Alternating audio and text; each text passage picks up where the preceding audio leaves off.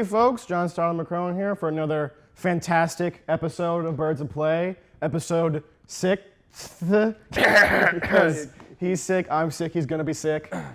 Speaking of these guys, I have with me Logan Anstead and Pierce, what's your official position at Spinnaker, just so the kids can get to know you? That's a good question. Volunteer reporter? I guess. Is that right? I guess reporter as of now, but like I kind of like to think of myself as like the technical reporter entrepreneur. Right. We're going to be seeing a bit of him more in the coming weeks because he's a big video gamey. He owns a Vita. Basically, that's all I need to say. Two people on the stage own a Vita, and that's something I never thought. And I thought I was the loser. That's probably the most amount of people on any stage that's ever owned a Vita. Anyway, to just get into the show, we have not exactly news topic today because nothing happened really this week. We have just kind of like, a general topic. It's kind of relevant because of The Last Guardian. Basically, game delays. What are they? Who does them? Are they good? Let's find out.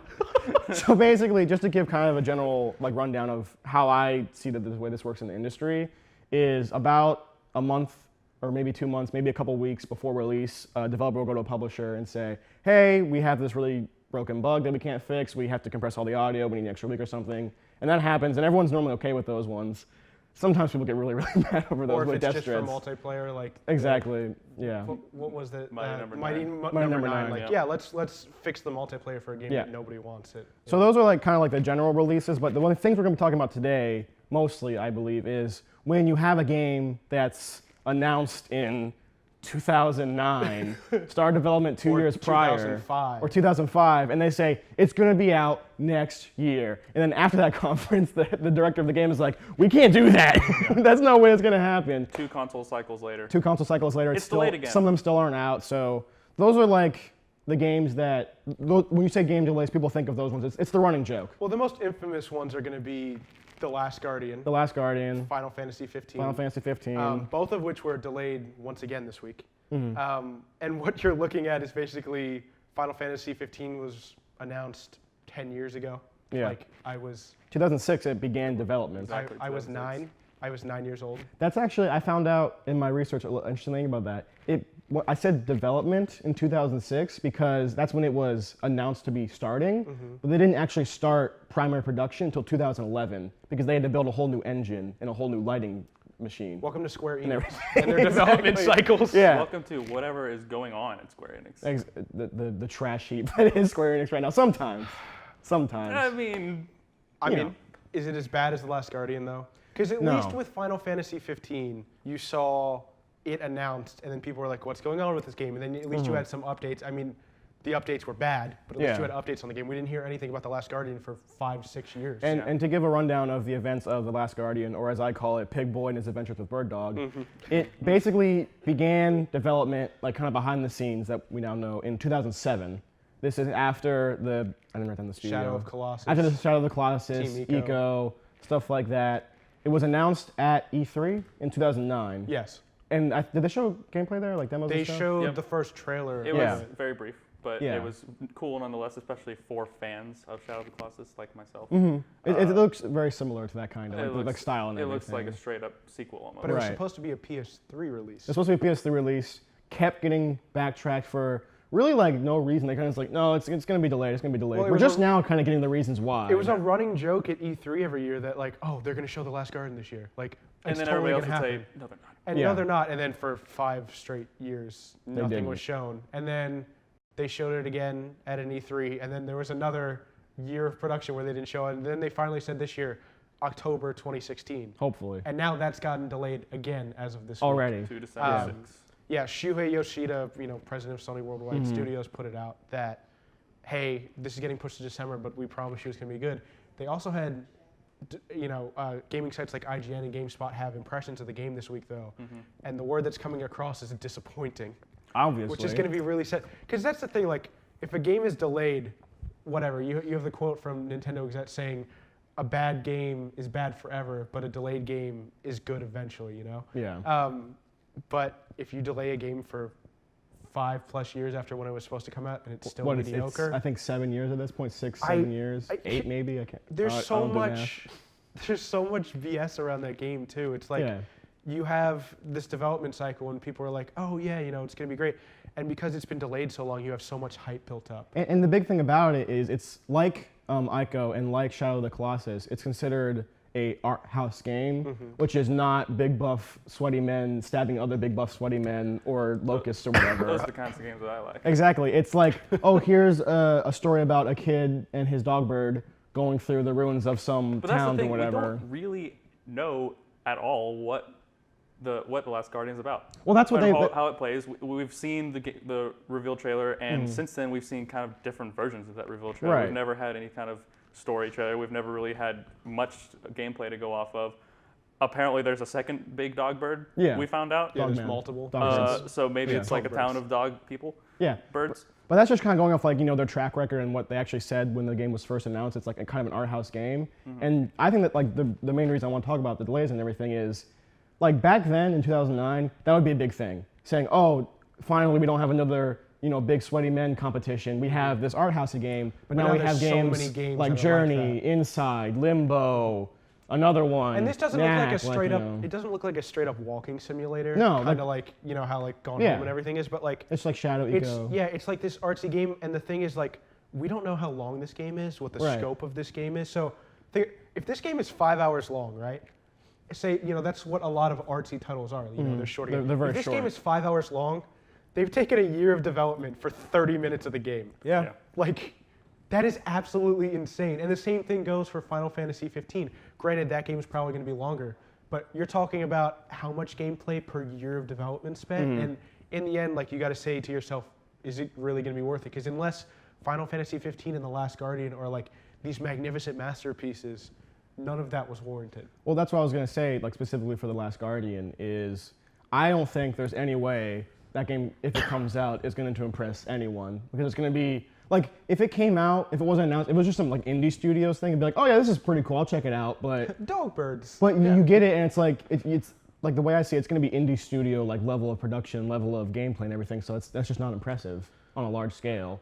It's a lot, especially with Sony not really having that much going for it. No. We'll talk about that later. But Yeah, a little in bit terms later. of exclusive games this year, that's kind of it, The Last Guardian. And I know it's got a lot of hype behind it just because it's been this huge... But that's the only reason at this point. It's Yeah. not because Yeah. the game looks unique, because it's not unique. People are interested because they love Shadow of the Colossus. They're not interested Right. because they love where this is going. That's also what I want to talk about, is it seems like if it's not a really, really big game or anything, like you can get a week delay or whatever, but they only delayed these type of games that have the big hype. Like we said, Last Guardian, which has an enormous amount of hype with it. Final Fantasy 15, enormous amount because of the series. You also have Persona 5, which has been delayed every single year since 2011, which a lot of people want. You also have Dead Island 2, which was announced 2013, and we haven't heard anything about that game. But you Absolutely haven't- nothing. Well, all we heard about Dead Island 2 is that the developers changed and that they kicked Yeah. out Jaeger, which is a completely capable developer. They developed Spec Ops: The Line, which was a great hidden gem for last-gen Probably consoles. because they realized that they have better things to do than Dead Island 2. Yeah. But no, because I know funny- Deep Silver booted them out of that. So that wasn't like Jaeger's decision or whatever. So like we kind of don't really know where Dead Island 2 is coming. But we also had this week, we had Final Fantasy 15 delayed. We had The Last Guardian delayed. We had the South Park: The Fractured But Whole get delayed. Right. And it's interesting to see the level of anger things get. Because like I remember back when they delayed No Man's Sky in June, right? People were sending How death long was threats. that delay? It's a few months. It was only a months? few months, but people Okay. people sent death threats to Sean Murray, the developers. It really varies per game, and I think it varies per each game's player base. But like South Park, that only got announced this year. At E3, yeah. Yeah. Last year, yeah. Yeah, so it's Yeah. like when you have that small turnaround, it's like the thing with Fallout 4. Like people were anxious for that game forever, but no one was super up in arms about it because they didn't delay the game. They said, "Oh, hey, Fallout 4 is done. It's coming out in this time period. Yeah. Look 'cause forward to it." Bethesda can get it done. And I think that's what we need to start doing because like people get angry, and I can completely understand why. If you're waiting 10 years for a game, it's kind of warranted. Well, just on that point, I want to kind of bring up a thing where Bethesda and even Square Enix, for like, they're not really Final Fantasy, but for most of their titles, they can push out games, like very large open world games, on their release dates. But the problem is, especially with Bethesda, and as I experienced with Deus Ex Mankind Divided, is those are pushed out on their day, but just playing the first hour or two, I always get the feeling, wow, this is entirely unfinished. There are like horrendous bugs, like terrible like optimization things. Like if they would have spent an extra week, an extra month on this, it would have been perfect day one. It's also the era of the day one patch, right? Yeah. So you had No Man's Sky, who, that game was already delayed, and so in order to make that August release date so they didn't get even more flack, they had a huge day one patch that was close to the size of the game, and it changed everything in the game. Like the list of details that they had going down was huge. It was unbelievable, like because they changed everything from the way ships go, from the way that you land on planets and what their atmospheres are like. Like it fundamentally changed the game in a day one patch, and I don't know the answer about whether it's better to delay a game or whether it's better to have that day one patch, because you're going to have problems with both. I was going to bring that up because it's an interesting thing, because in no other medium, like in movies, you don't say Avengers 5, Dawn of America, coming out June 26th, and then it's like April, wherever, go, oh, no, we're going to have to push that back a couple months. That doesn't happen. Yeah. You don't say Winds of Winter, this date, and then it goes, oh, no, that's not, I'm going to have to push that back If they to do a few delay, chapters. it's like a year ahead. They'll be like, hey, our filming's Yeah, going because it's like a major Yeah. event occurred, and everyone's like, okay, whatever, that's fine, you know? I will, if I may, Yeah, go ahead. offer a little humble strategy to the developers Watch of the yourself world. Listen up. Yeah, this is some good advice. Now, 10 months is what I want to give you. 10 months. You announce the game, and you have to release it 10 months later at the most. So what I'm saying is, a lot of people give Bethesda credit for Fallout, announcing it and then releasing it when they said they would 6 months later. But I'm going to take you back and talk about a little company called Capcom. Capcom. Now, Capcom isn't in its best state as of now. We all know that. Thanks, Street Fighter. Yes. But one thing they do well is release dates. In January 19th, 2012, they released the release trailer for Resident Evil 6. Now, in that trailer, bear with me, in that trailer they get to, it says November is the release date. Right. That year. The next trailer, just kidding, October is the release date. It got pushed forward. Now, granted, Resident Evil 6 is not a masterpiece by any means. But it wasn't bad because of its performance, because it was rushed out. It was bad because it was bad. It was a bad game. Yeah. Street Fighter 5 was announced 10 months later. It's out. You know what I'm saying? Resident Evil 7, 6 months later, it's going to be out. Here's my counter argument to that. Resident Evil 6 and Street Fighter 5 kind of either bad on Resident Evil 6's case and incomplete on Resident Evil 5's place. How do you not have the most popular mode in Street Fighter 5 when it comes out, the arcade mode, you know? I understand where you're coming from, and I agree with the whole 10 months advice. Like, that's solid advice. The problem is, it's like, where do you draw the line? Because I appreciate delays. I appreciate, going through. I mean, I can't tell you how many times Naughty Dog did it with Uncharted 4, right?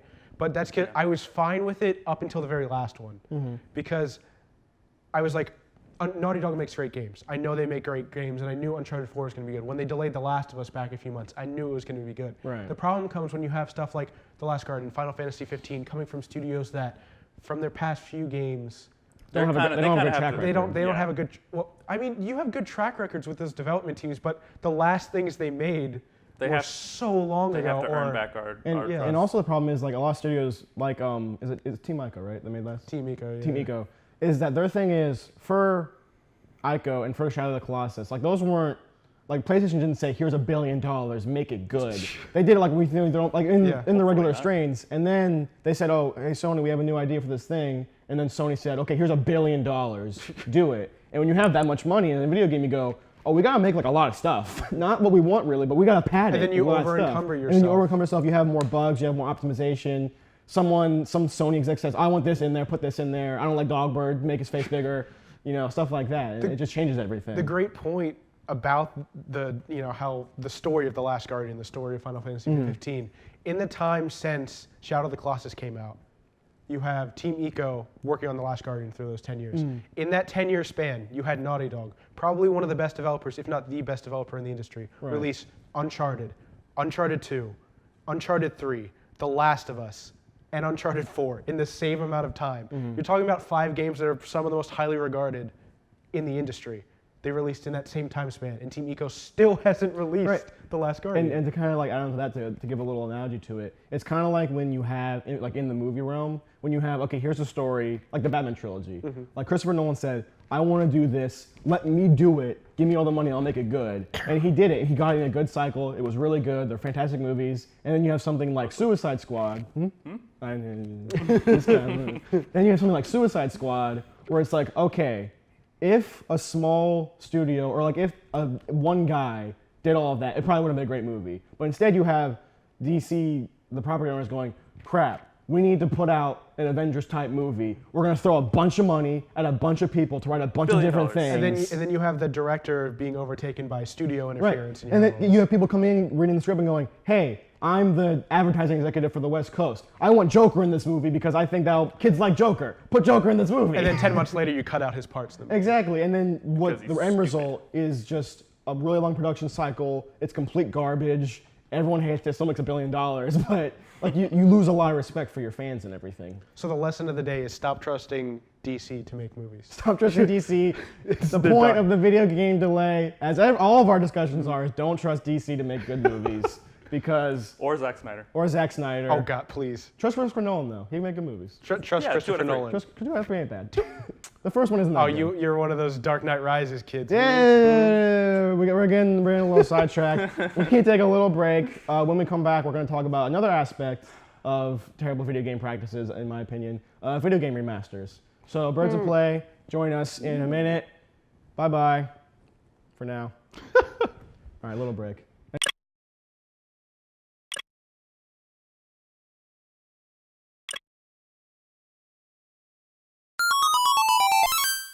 You're watching Spinnaker Television.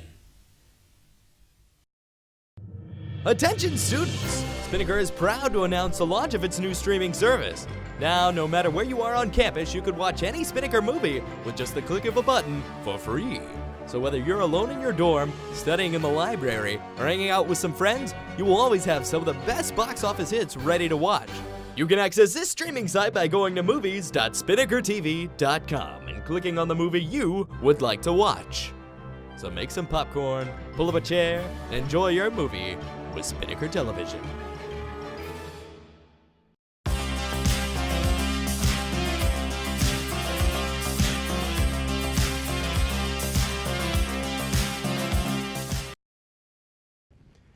Hey everyone.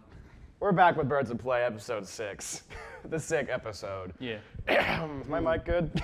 Anyway, we talked about video game delays. Now, in the second topic, we're going to talk about a little thing that I hate called video game remasters. Basically, what I want that to be, my little dream, is that some developer somewhere looks back on his past collection of development, the studio games, right? Good games. He sees a little game called Mercenaries 1 Playground Destruction. He goes, a lot of people played that game. A little boy named Jeremy McCrone played that game when he was a little baby. A lot of people like it. Let's see how we can get it. You can get it on PS2, it's like $1 million. Okay, you can't do that. You can get it on emulator, runs like complete garbage. Okay, so you can't do that. So I think what it needs is a graphical update, a control optimization, and then we can make a lot of people happy, and we can even make some money doing it. So let's get a game that was released last month and remaster that instead for the new console. Yeah. So what's actually happened is you have a bunch of recent games that people are remastering as a cash grab, or that barely have any graphical upgrades or any changes to them from just a generation ago. So before we cover those, because that list is pretty long, I just want to kind of set down a little ground rules for us about what a good remaster is, what we consider a good remaster. I think we can all say that the Halo remaster is good. Yeah. The collection. Halo after it got fixed. After it got fixed, because that brings every Halo game to the new generation, including Halo 1, I think all the multiplayer. All the maps. multiplayer, a remaster of Halo 2. Right, remaster Halo 2, remaster Halo 1, like fantastic all-together package. That's like I think an exceptional case. You don't see that a lot. The one you see that's good more often is BioShock, which is just. Which came out yesterday. You have Infinite, which didn't need a remaster. You have 2, which could use a couple bumps. But then you have 1, which could use a lot of bumps. And instead of just turning up the resolution and saying, deal with your pixels, they actually like reworked the art, redrew everything, made the combat a little bit fluid. Like they made it basically a new game, which is fantastic. I think we have separate definitions though for what a remaster should be. Lay it on me, buddy. Because we go off of Halo the Halo collection is a good thing. But then you have games like Darksiders, which are pretty recent games that came out and nobody was really asking for it. But hey, Darksiders 2, the we're gonna- definitive edition. yeah, it's the death of that company, THQ. Oh, No. screw your jobs. Just straight shade. You have like stuff like that comes out, and then you have like, I'm gonna call it the half good, half Half-baked. bad Yeah. remaster of the Uncharted collection. I would have liked to see the multiplayer there. We have It some would issues. have. It would have been something like Halo collection had that, and so Right. like Halo is to Xbox what Uncharted is to PlayStation, right? Mhm. So why not include the full experience there? I played the hell out of Uncharted 2, Uncharted 3, and I think it would have really benefited people who were looking to play Uncharted 4 who had never been introduced to the series to get a chance to play that multiplayer. Because I know Uncharted 4 and the Uncharted series as a whole focuses on storytelling, but multiplayer is a part of that package too. And what they've done with Uncharted 4 is huge. They have a huge multiplayer suite. So I think having that included in the game would have been nice, but that's my example of like a half-baked one that I wish would have been better. Right, but I think, and Pierce, if you want to pick this up, because I know you played, like you actually played the Uncharted games, so you know a bit better than I do, like how good the multiplayer was, whatever. Like those for me, from like an outside perspective, having multiplayer into those games besides 4 was just kind of like, yeah, it's there, but just because we want to sell some DLC later down the line, and just because we want to be able to say, hey, look, a couple months later, people are still playing it after they read the story for like their execs and their board and everything. Yeah. Like those don't seem like full multiplayer experiences that people like. Like we said before, BioShock 2, that had a multiplayer, which a lot of people thought was pretty good, but And that got cut with the collection. and as that well, got right? I think it maybe It did. it did, yeah. And like that, like even though it was really good, and I thought it was really good, like I played that maybe 2 matches, and I was like, okay, I'm never playing this again. I So guess both I'm of a those hypocrite. games came out, BioShock 2, the Uncharted 2 and 3, they kind of came out in a weird era where multiplayer was kind of forced on a lot of stuff, like Yeah, Dead Space 2. exactly. And but I do agree Uncharted 2 especially had some really fun multiplayer. That being said, I don't think the collection would have benefited that much from it. There's people like you and me who loved it. Probably shouldn't have loved it as much as we did though. And Halo is a different story. I mean, Halo is that game is all about Like, multiplayer. it's Halo. And yeah. Uncharted is the polar opposite. It is all about its story, its single player, which is why they put it out right before Uncharted 4 to catch people up. Uncharted 4 is one of those games where I would never wish upon anybody to play it had they not played the first 3 and loved them. I guess I'm kind of a hypocrite for the situation then because with a BioShock collection that came out recently, I agree the multiplayer wasn't needed for BioShock 2.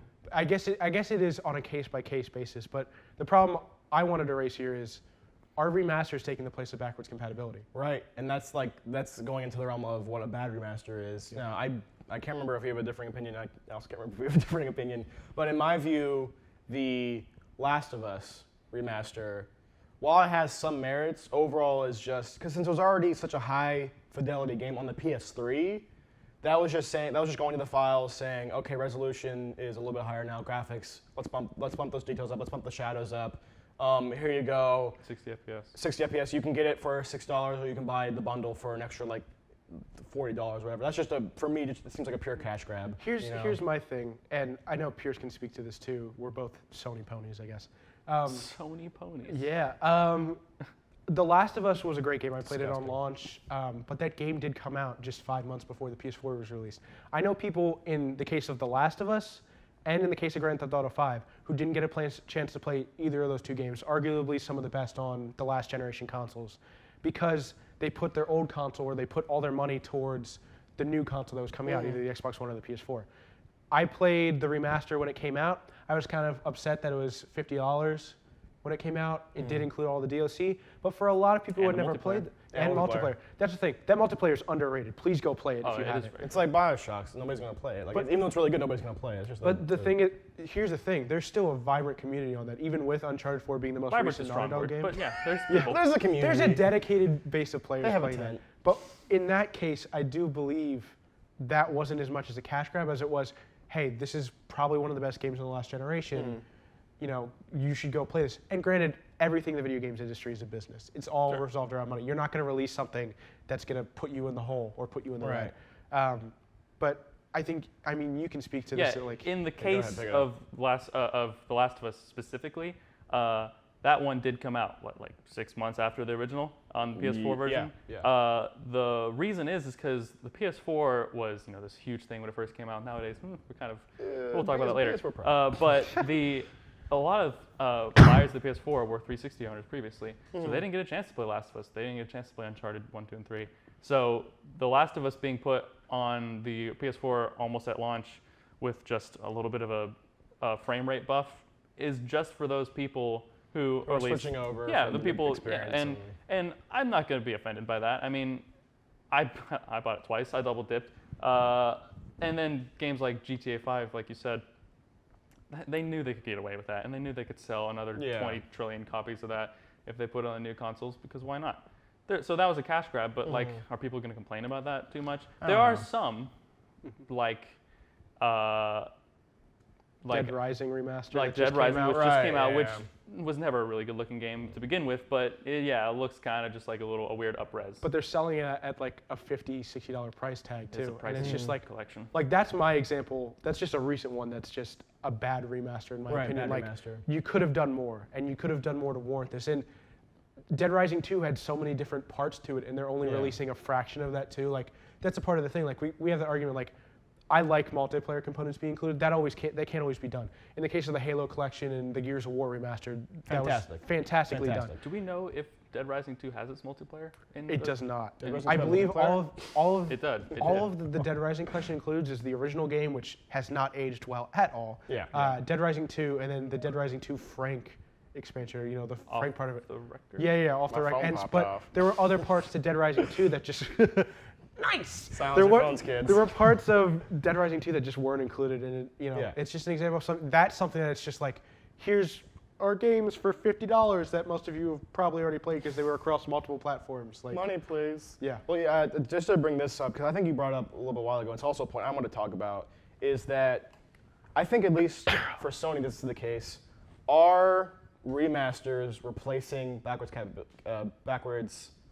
compatibility? That's the word I was looking for. Because basically what you have is on PC, everything works for everything. Like one day you'll just show up, it's like, oh hey, that's Resident Evil 1 remastered. Whoop-de-doo, that's nice now. And for Xbox, for the 360, it was like, yeah, you can play basically any Xbox game you want if you have the disc and everything on your 360. And The for original Xbox PS One, it was like, They're rolling it out. they're rolling slowly. out. It's like, yeah, you can use some discs and you can get out the store. But what they're actually doing, and I actually like a lot, which it kind of ties into the remaster stuff a little bit, is saying we're going to release it on Xbox One and PC, and the PC is going to be obviously up-res because it's on a PC and everything. And that's really, really good for like the way kind of remasters go. Like that's because you don't need to remaster it. You don't need to port it to PC later. You just automatically do it and just have the resolution bumped up. I think the issue that I have at least is, and Pierce can speak to that because we're more console players, is PC4 Prony. No. PC4 Pro. Did you just say is that Come for, on, mic off. for console players, it's different because we don't always have that access to go back. The whole fact that PS4 doesn't have backwards compatibility is probably on Sony's part because of the PlayStation Now thing. Like they spent hundreds of $1 million on the Kai streaming service, so they're like, oh, we got to get our money out of this. So now they have PS Now, and that's good for PC players because PS Now just came to PC, so you can play stuff like The Last of Us, some of the Uncharted games on PC now. That But being said, do you know any PC players that actually use that? I've heard of a couple. I didn't know. Are you sure The Last of Us and Uncharted are I'm on it? unsure The Last. I thought those were way like No. that's gonna come way down the line. It's not the Last of Us remastered, but the original Last of Us is streamable through PS Now and PC. The problem is coming with PS4 players have kind of gotten the shaft. Like, if you want to play old PS3 games, you either got to buy another PS3, or you got to find some clever way of getting one of those remasters. Right. Yeah. You know, so it's just I'd like to see backwards compatibility return with the Scorpio coming up next year. You know, Xbox's next console. The new They've big promised thing. that it's going to be completely backwards compatible with Xbox One, but I'm once okay again, with PS4. Yeah, I'm okay with remasters. Kind of. Obviously, backwards compatibility is something we all wish was universal, like it For used to be everything, for yeah, PS2. exactly. That's right era. But like the way DLC has kind of taken over the whole added content, it's probably not going anywhere anytime soon. That being said, I like what they're doing with a lot of it. For example, the PS2 classics that are going to PS4 right now, they're slightly up-resed and they have trophies, including platinum trophies, which is a huge thing for, I know, for Yeah, we care about that. Not Right. everybody does. The ponies, yeah. Yeah, exactly. Us trophy ponies. And there are some remasters that straight up change the game.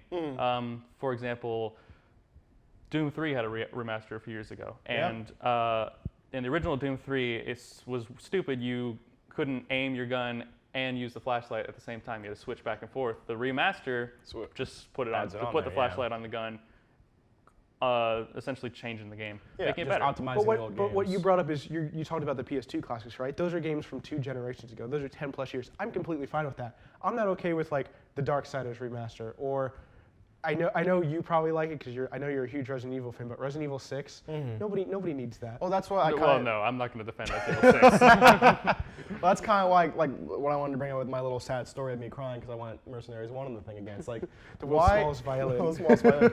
Why aren't developers saying we have this slew, especially Sony, we have this slew of PS2 era games. The PS2, by I think a lot of people who actually played it like when it came out and when it was new, consider it the best console of all time. Like one of the best gaming devices of all time. You could even use it as a low-power PC if you want to. You could hook up a keyboard to it. Like it was a powerhouse of a machine. Mine still works that I have today. My discs still work in it. And the Slim was no bigger than a nice panini. And the Slim was a small thing. It's a perfect machine. It had a lot of perfect games on it. Why don't they just not even up-res? Like just make the optimization better, make the game mechanics a little bit better. You get better controller support. Maybe make like some of the texture smoother and like some of the shadows better. Just make that. You can. That I have could the be answer.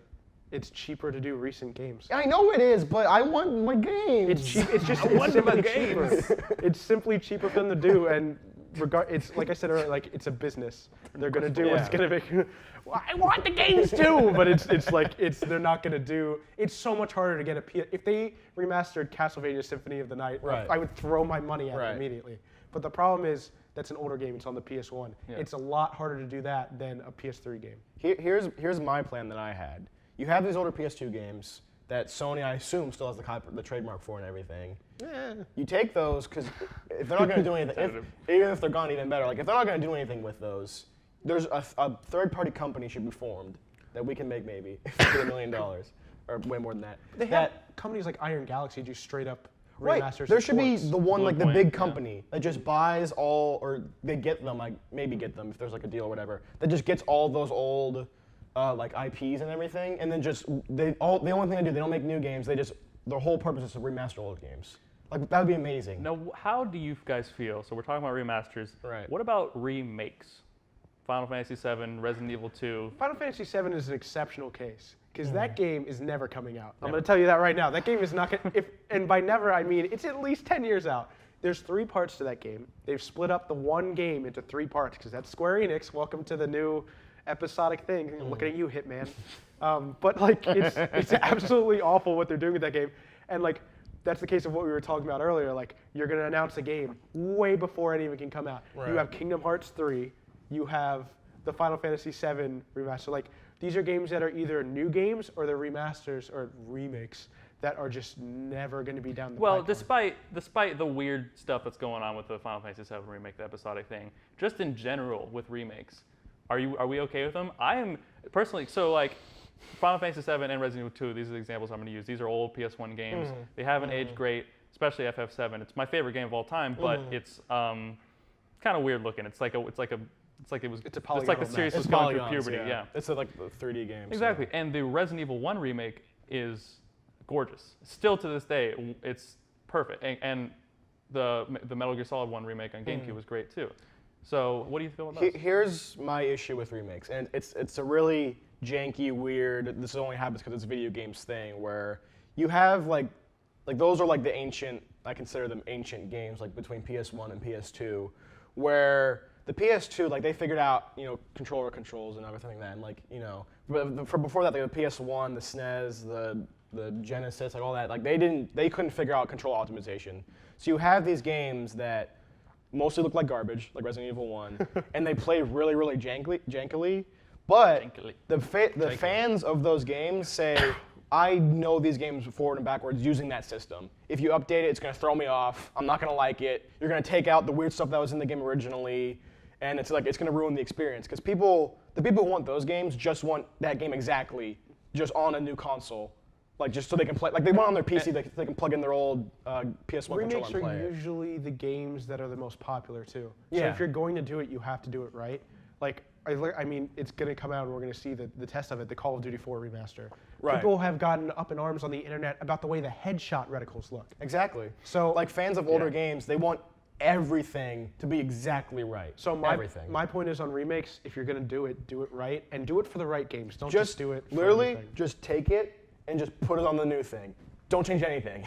But then that's what people want. That's there a are some- remaster. No, I would say, yeah, that is. See, no, for Final Fantasy VII especially, there's some really dated dialogue in that game, and Resident Evil 2. Right. You know, they came out in the 90s. But that made those games what they were. Like the dialogue's one thing. Like you can redo the sound for them, but like It made 'em the what they were. cheesiness was hilarious. But like, yeah.